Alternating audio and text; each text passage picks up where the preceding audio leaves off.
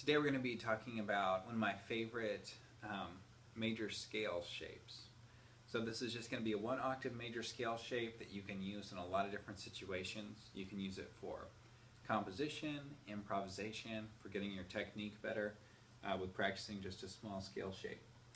So the first thing you'll want to do is print off the PDF that's attached with this video. That way you can follow along and you'll know what I'm talking about.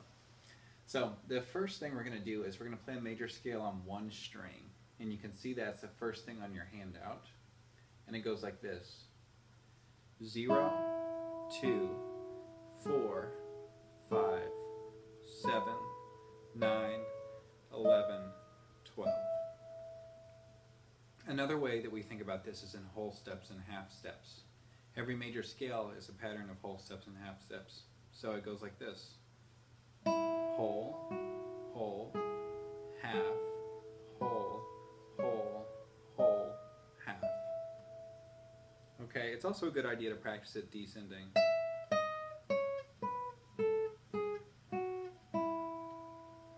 Alright, now on the guitar it is good to know how to play horizontally like we just did. However, it's much more common to play vertically.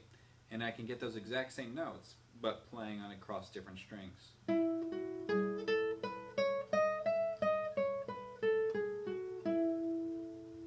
It.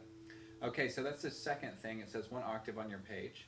On the third string we play 9, 11. On the second string we play 9, 10, 12. And on the first string we play 9, 11, 12. You want to practice this with good left hand technique. That means that your thumb is right across from your first finger or right across from your second finger. And that your pick is with your right hand, you want to be going alternate picking the whole way. Down, up, down, up, down, up, down, up, and descending. Okay, very nice.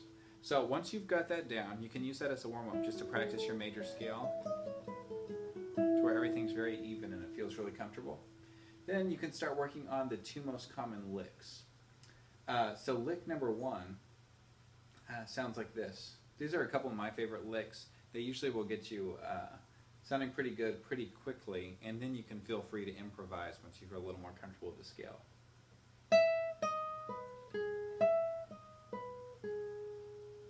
Okay, and you can do that one as many times as you want to. Lick number 2, this one sounds like this.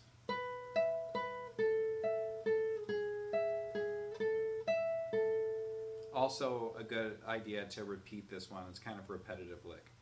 Now normally I use the finger per fret system, where I would use my first finger for all the 9s, second for all the 10s, third for the 11s, and pinky for all the 12s.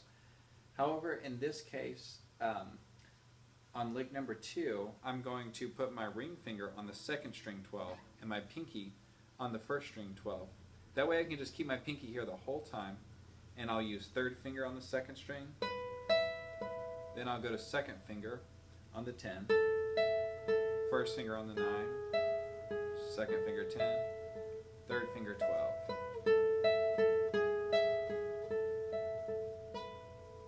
Okay. So the last thing you'd want to practice with your major scale shape is to practice it ascending and descending in thirds. And what this does for you is whenever you're improvising or you're composing, it gets you out of the habit of always playing the notes in order. Sometimes it sounds good to skip a note, which is why the ascending in thirds. Sorry.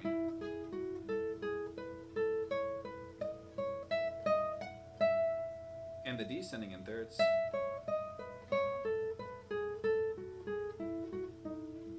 Is a good idea to get that underneath your fingers. Okay.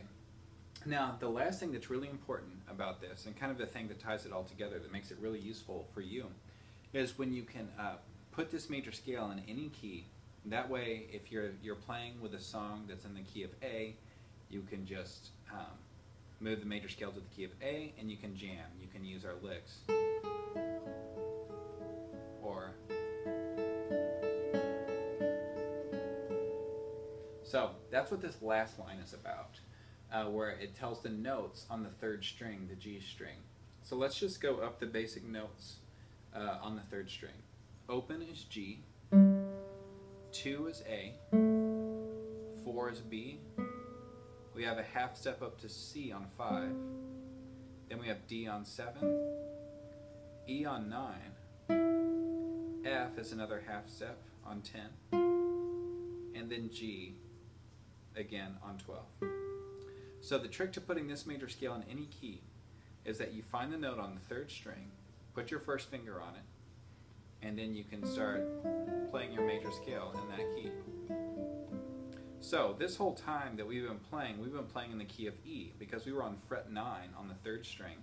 This is our E, and we started our major scale there. So if someone was playing a chord progression in the key of E,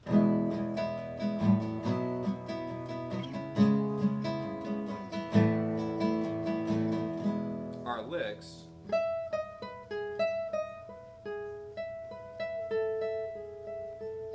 would sound really good with those chords. Now if they change keys and now they're playing in the key of, let's do the key of D.